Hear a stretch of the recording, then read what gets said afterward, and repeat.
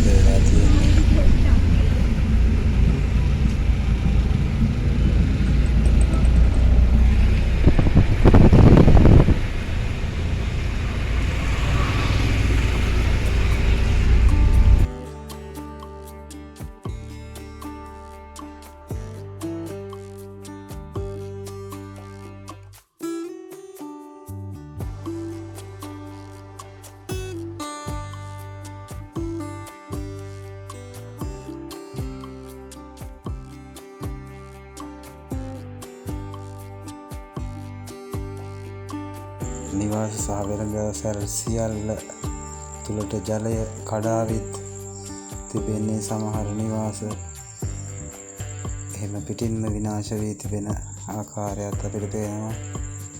මා ඔය ජල මට්ටම තවමත් පිටාර මට්ටමේ පවතිනවා වලට පේනවා ඇති.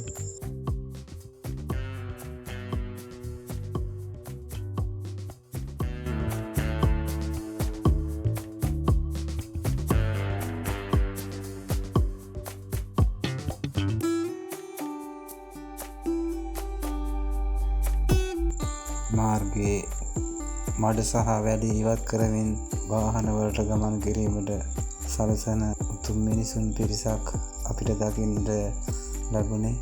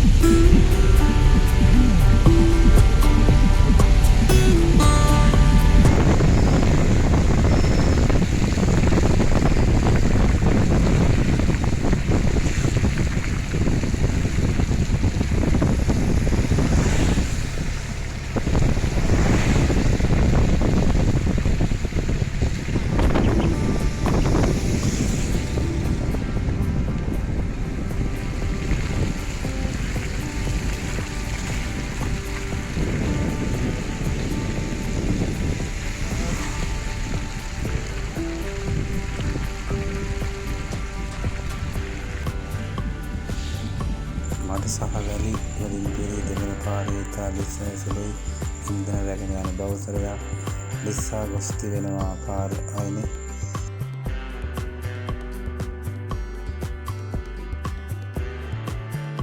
ඉතින් ඔයාලා මේ දැක්කේ 29 වෙනිදා අලව්ව ප්‍රදේශයේ ජනතාවට අත්දැක ගැනීමම යලිත් මෙවන් විපත් නම් නොවේවා කියලා ප්‍රාර්ථනා කරමින් තවත් අලුත් වීඩියෝ එකකින් හමු වෙමු. එතෙක් වරස් ලැබෙනාටම තෙරුවන් සරණයි. travel with රංජි.